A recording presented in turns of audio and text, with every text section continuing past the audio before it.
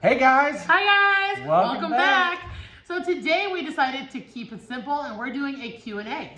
We don't know what you guys asked us. I asked over on Instagram for questions. So they're going to be anything from our life, foster care, homeschooling, relationship. Ooh. It's going to be an array of things. I have kind of looked at a lot of foster care questions, so we're going to answer them today. I haven't seen, he hasn't seen the questions. or heard any of the questions, not No. one single one. So Yeah.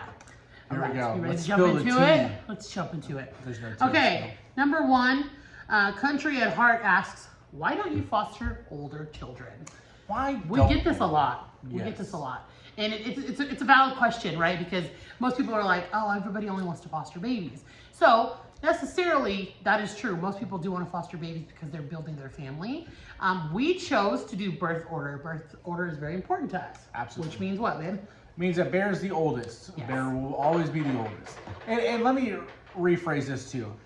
We're not taking older kids right now. Yeah, right That doesn't now. mean we won't in the future. I So really want to. as Bear gets older, we will take older. And we have. Yeah, and as he gets into like elementary or middle school, you know, however we are in our season of life is what we'll do with our foster journey as well. So we 100% want to foster older people, older kids, Children, yes. because we think we can definitely set them in the right direction and help them along the way, kind of thing like that. So Yes. it is in our future. It's just not present future. Yes. So Chris said the exact words I was thinking of. So what season of life you are in. Correct. So we have only raised a 5-year-old. We have a bio 5-year-old. And so I know that I can care for and provide for a child 5 years old and under. That's right. I would not know how to care for a 12-year-old, a 15-year-old, let alone an 8-year-old. I don't know those ins and outs yet, so I just wouldn't feel Absolutely. comfortable. There are tons of foster families who do. Yep. So that is our reasoning. So birth order. It's That's what it important. is. Look up birth order. Alrighty, what are your favorite and least favorite household chores? Do you want to go first or me? Go ahead. I gotta think Alright, about my this. least favorite chore is cleaning bathrooms. I absolutely hate it. It is the worst thing for me to do because you have to like scrub the floor and clean the toilets, and it's just a lot of work. And my favorite household chore is cleaning my kitchen. I love it a certain way. Chris does an amazing job, but I just do it differently. It's my favorite thing to do. I have like a rotation that I do, so that's my favorite chore. Babe, take it So away. the whole time I'm thinking about like what's my least favorite. Okay, I don't know. They're called chores for a reason. They're not supposed to be fun. Hate 'em all. What takes the longest is doing the yard. Okay, it takes like 3 hours to do because we have a big old backyard. It's hot. Yeah, but when it's done, I'm super satisfied because like, look what I just Yeah. did. You know, that dad in me comes down and be like, hell yeah. Okay, but trash, I take out the trash once a day. I do the dishes at nighttime. You know, there's not like a chore that I'm like, oh god. Kayla Skinner, would you be open to adopting? This question asks if we're open to adopting any of the children that we currently have. We don't really talk about the children that we currently have. There are no plans of adoption currently. Now, would we plan on adopting? Do we want to adopt one day? Yes. Yes. We are foster to adopt families. Correct. And if it works out, it does. If it does not work out, then that's it. We are very big on we're not talking about adoption with the kids in our homes. Our conversations are with each other, and that is Correct.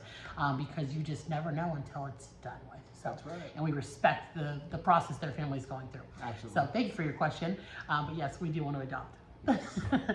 Okay. If you had a time machine, would you go to the past or to the future? This is from Amanda too. That's a scary thing. When I go to the past or the future, I would. So I think about this. If I went to the future, then I could change things, right? Like if I didn't like the outcome, so I could go back and be like, okay, we effed up on that one. So I would go to the future. Would you go to the past to fix it?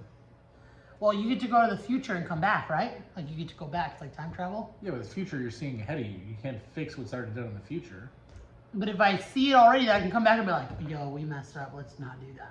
Oh, I see what you're saying. Right? I gotcha. Yeah, yeah. I would go in the like future. a prolific Yes, sense. I would go in the future and be like, oh, we did not plan that right. There you go. Yeah, but if I go back, there's nothing you can change in your past life. I would go in the past. I knew you were going to say that. And the only reason to go in the past is so I can be like, yeah, I knew that Apple computers were going to be so big. Let me invest in that. You'd be a time traveler? Well, yeah, for that sense alone, we like, yeah, it's not called Apple, it's called Hoffer. You know what I'm saying? Like, that's it's not called the internet. Oh my it's called god! Hoffer, So we would you be know? going opposite directions. That would work in our favor, though. Yeah, Like, I'd go forward, you go back. Correct. No. Yeah, you would tell me what's up ahead. Exactly. So I'd be like, what to watch out for? You know what I'm saying? There Yep. you go. That's so funny. I'd be scared to go to the future. I'd be scared to do that. Lots of questions on adopting. E. Gray, what is your favorite thing about being a foster parent? So we've touched on this a little bit. What's your favorite thing, baby? My favorite thing is seeing every milestone a child hits. Just seeing them come in our home on day 1 and see how they change on day 30, how they change on day 90 days, and just seeing how they progress and start to act like a child. That is my favorite part. Knowing or seeing the difference that we are making in the children. That's my favorite part. That's kind of my favorite part too. I love the milestones. They're really important to us because we are the ones celebrating with them. We have those memories that their family does not.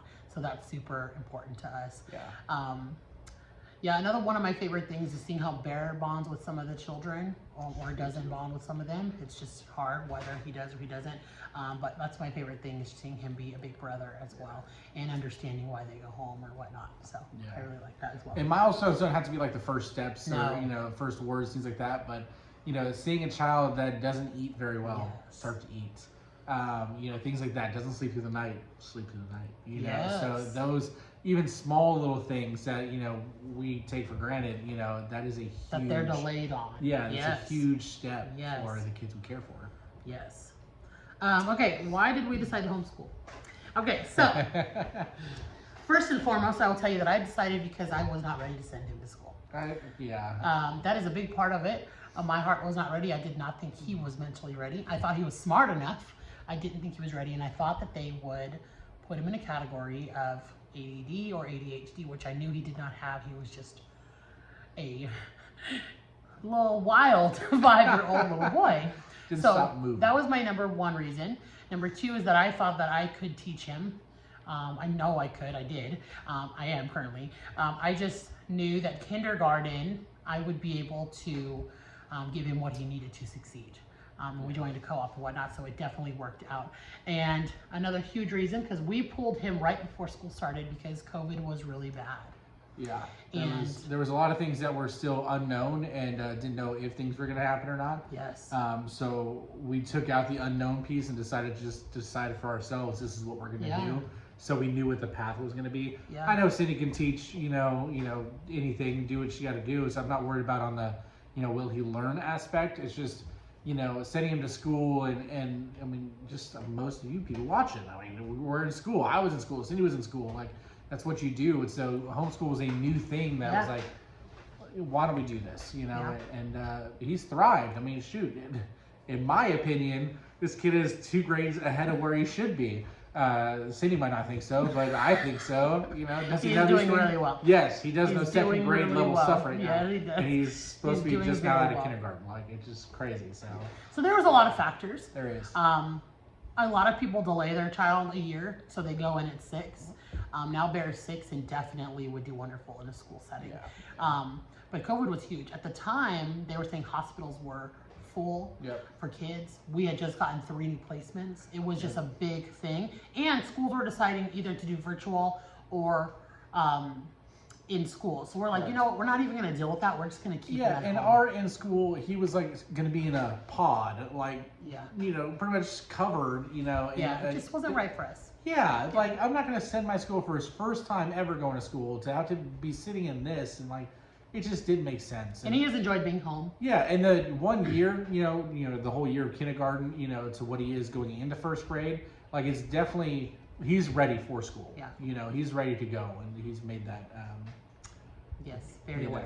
So that's why. Okay, are we still actively trying to get pregnant? Yes. I don't think I'll ever give up on trying to get pregnant. Heck no. I go through a roller coaster of emotions, as you know. If anybody who has infertility, or PCOS, it is emotional. So you try really, really hard, and you're like, this isn't working, right? And then you wait. So that's kind of where we're at, up and downs. But yes, we are trying. What is your biggest struggle when it comes to being a foster parent? I will tell you, that's a hard one. Our biggest struggle is not a lot of communication. We don't get a ton on things. What I was doing. Some cases more than others. Yeah. I think Because if that's we the need biggest help, thing. we can reach out for help and things like that. So communication is pretty hard. It's scarce.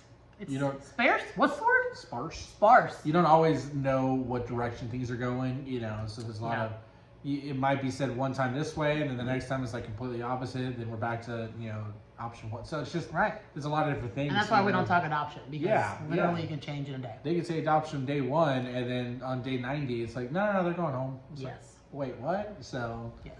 I forgot to read your name. I'm sorry. That was Amanda Lamont. Thank you. Amanda again. Thank you.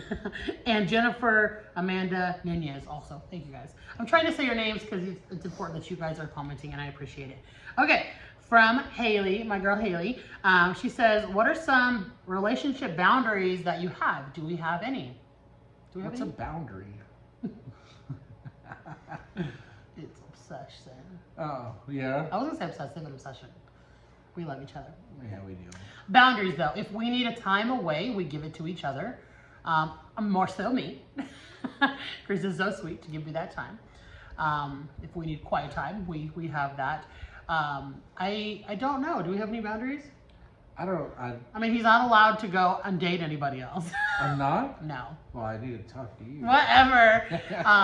We don't have like an open relationship, things like that. We support each other's decisions on things. Do we have any boundaries? I don't think so. We communicate very well. Like, I don't think there's any... And if we have boundaries, I feel like they would be spur of the moment, because we would talk about something and be like, I'm not comfortable with that. Yeah. Like if I go on a girls trip and I'm like, I'm going to get wild, I tell them. Pretty much. And if I go on I don't go anywhere.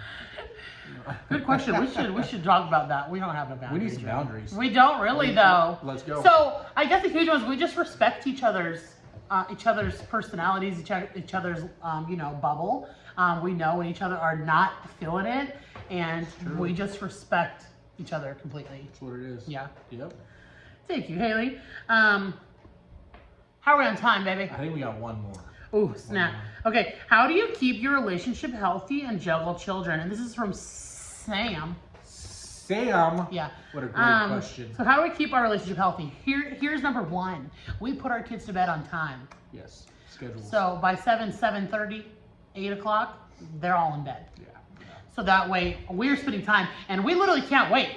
We're like, put the kids to bed so we can sit down and watch a show. So after this, we already know we have a show, we have some dinner. We're gonna spend time together. Like he's called me, he's like, I know there's a show we can watch tonight together. And so we literally put that time in every day. Correct. We do. And nap time's included with that too. Like we know that break in the day that me and her are gonna hang out for a couple hours or whatever it is. But I don't know, like everybody has their own thing that they're doing. Like you have your things, I have my things, whatever it is. But you make time for each other. You have to spend quality time with each other. And for us, if that's sitting down watching a show together, that's what we're doing. Or if it's playing a board game together, we did that yesterday. Yeah. But also when we go to bed too, we put the phones away and we're sitting there talking for a half hour and then realize what time it is. We stare at each other for a minute. Yeah, I do. And we'll end up just cracking up, laughing. Yeah, pretty much. You just have to put that time aside. Yeah. And like some people are like, well, my husband, he wants to, on his relaxing time, he wants to play video games. That's cool, but you also need to make time for me. Correct. Because you deserve that time, but we also need to put it together like, hey, we're going to hang out tonight. We really can't wait to hang out with each other, so it comes easy for us. Yeah. I'm like all day, I'm like, can you come home early? He's like, no, I can't come home early. I'm like, come on, me. But thank you guys so much for these questions. Yes. I didn't even get through all of them because we talk a lot. We have a lot to say. We do. We're going to do a bunch of these. I'm trying to maybe do one of these once a month. Ooh. I think our last one was in April. So there you go. Here's our May random question. Thank you guys so much for asking questions. If you have more, leave them down below. I'll try to add them to the next one that we do. That's right. And as always, subscribe to all of our social media. Subscribe if you're not subscribed. We're almost at our goal where we need to be. Like the video, leave a comment of something you want us to talk about. Yes. I think that's it. Yeah. That's it. All right, guys. We'll see you on the next one. Bye.